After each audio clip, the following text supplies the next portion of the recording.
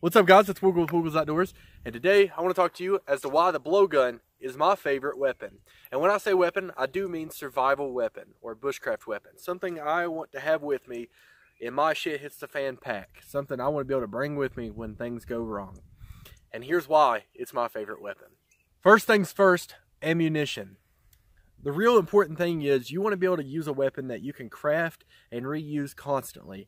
Now, if I wanted to be effective, I could bring a rifle out here that can shoot something at 300-400 yards away very easily and knock it down, right? But then what am I going to do when I run out of ammunition? I want to have something that is renewable. I'm all about renewability. And with a blowgun, I have that. These darts are incredibly easy to craft. Now, you can buy darts online, very cheap, they're nice, and that's what I do when I go hunting out here. I have broadheads, I have my little broadheads, and I have my bamboo darts. And I do hunt with all of these. But with that being said, I have crafted many darts out here, and it's relatively easily done to craft a very nice dart. Now, Woogle, why wouldn't you choose something more effective like a knife? Well, I don't really consider a knife a weapon. Yes, I mean, it is definitely a weapon. I could use this thing to hurt somebody, but I'm talking something that's going to be effective in processing game for me. Now, this is an awesome survival tool, and I would prefer this to be in my 5 Cs, something I would bring with me ultimately no matter what. But as for a weapon, we're going to stick with a blowgun. I could always craft this onto the end of my blowgun, tape it down, or tie it, secure it, and make a spear out of it, but ultimately my knife is a tool, not a weapon in this situation. Processing game. Now, I could bring a bow out here. Arrows are relatively easy to craft. You know, they're reusable.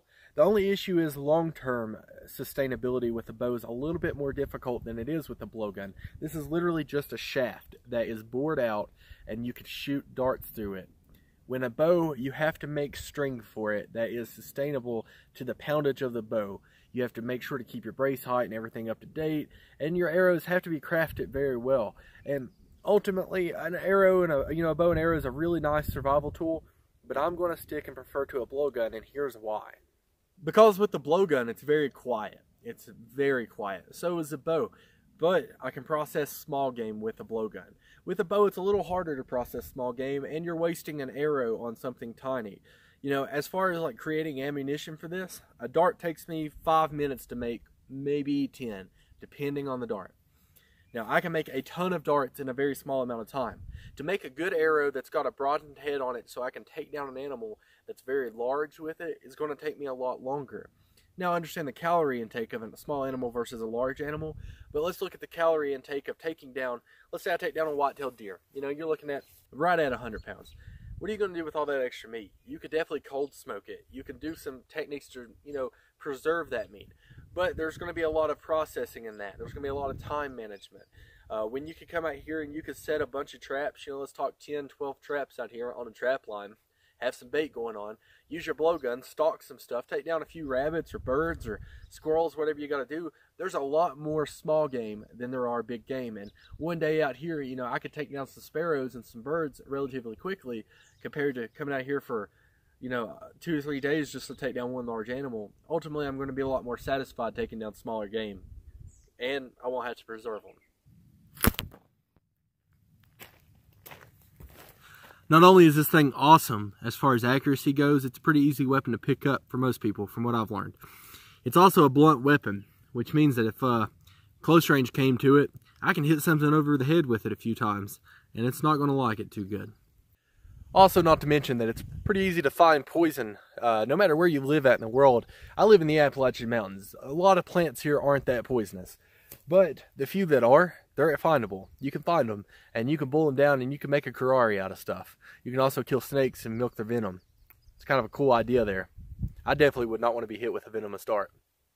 I mean, look at the freaking power that thing has. That's a bamboo dart sticking into a pine tree, okay? Pine tree's soft wood, but it's definitely a lot harder than my skin, and let's face it, it's kind of terrifying. So I want to know, what is your favorite weapon? If you could choose anything for a shit hits the fan moment, bushcraft, survival, long-term sustainability, what would you choose? What would you bring with me? Would it be a bow? Would it be a blowgun? Would you choose a gun? What would you choose? Slingshots? I just want to know. So leave a comment below and let me know. And while you're down there, make sure to hit that subscribe button, because let me just tell you, if you like this video, you're going to like the rest of them. I have tons of bushcraft, survival, hunting, camping, fishing, kayaking, all the sorts here on Wiggles Outdoors, and I'll plan on keep uploading for you guys, because I'm just not easy to get rid of. And also throw a like to the video, guys. I appreciate you for watching. Peace out.